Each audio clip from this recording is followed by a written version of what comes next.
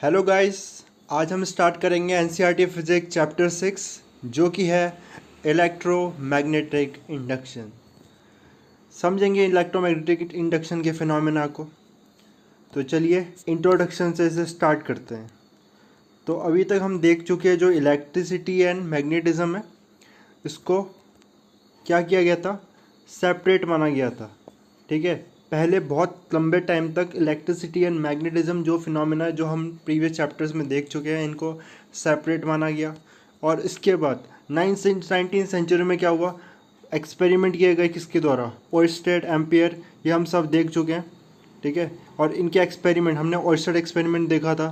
ठीक है, ampere circuit law देखा था। और इनके एक्सपेरिमेंट से हमने ये भी देखा था कि जो इलेक्ट्रिसिटी है और जो मैग्नेटिज्म है ये इंटर रिलेटेड निकले, मतलब इनमें रिलेशन था।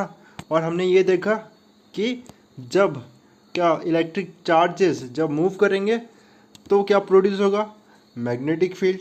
और इसका एग्जांपल क्या था, an electric current deflects a magnetic component place in vicinity. और ये ऑयस्टर ने यही तो शो किया था कि जब एक मैग्नेटिक कंपास रखेंगे हम इलेक्ट्रिक करंट के विसिनिटी, मतलब उसके सराउंडिंग में, उसके पास, तो क्या होगा, उसमें डिफ्लेक्शन आएगा। जब करंट को हम ऑन या ऑफ करेंगे तब चेंज आएगा। ठीक है, तब क्या होगा, मैग्नेटिक फील्ड उसमें कंपास में डिफ्लेक्शन आएगा।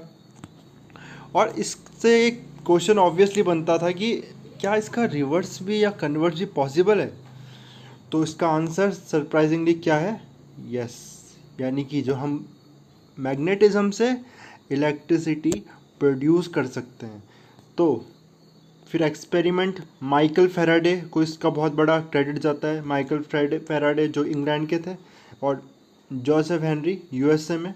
इन्होंने 1830 में तो ये डेमोन्स्ट्रेट किया कि इलेक्ट्रिक करंट भी प्रोड्यूस किया जा सकता है, इंड्यूस किया जा सकता है इन क्लोज कॉइल्ड, जब उसमें से चेंजिंग मैग्नेटिक फील्ड होगी। ये बात ध्यान रखनी, चेंजिंग मैग्नेटिक फील्ड से हम क्लोज कॉइल में इलेक्ट्रिक करंट इंड्यूस कर सकते हैं। और इस चैप्टर में will study the phenomena associated with changing magnetic field and understand the underlying principal.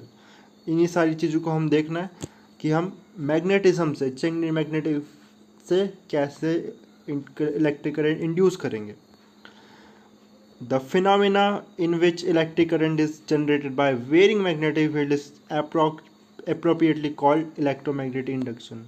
और इस फिनोमेना को हम क्या कहते हैं, जिसमें हम मैग्नेटिक फील्ड से, चेंजिंग मैग्नेटिक फील्ड या वेरिंग मैग्नेटिक फील्ड से इलेक्ट्रिक करंट इंड्यूस करते हैं, इसे कहते हैं हम इलेक्ट्रोमैग्नेटिक इंडक्शन। तो इसमें एक ये आगे दिया है कि जब फेराडे से ये पूछा गया कि ये जो उनका फिनोमेना है इलेक्ट्रोमैग्नेटिक इंडक्शन, इसका यूज़ क्या है, तो उन्होंने क्या आंसर दिया। उन्होंने एक बहुत फ़नी सा आंसर दिया कि एक नए न्यू बॉर्न बेबी का क्या यूज़ होता है। ठीक है, तो यानी कि एक नई चीज़ थी और इससे पूरी दुनिया ही बदलने वाली थी, जो आज काफ़ी बदल भी चुकी है इन्हीं इन्वेंशन से क्या हो रहा है।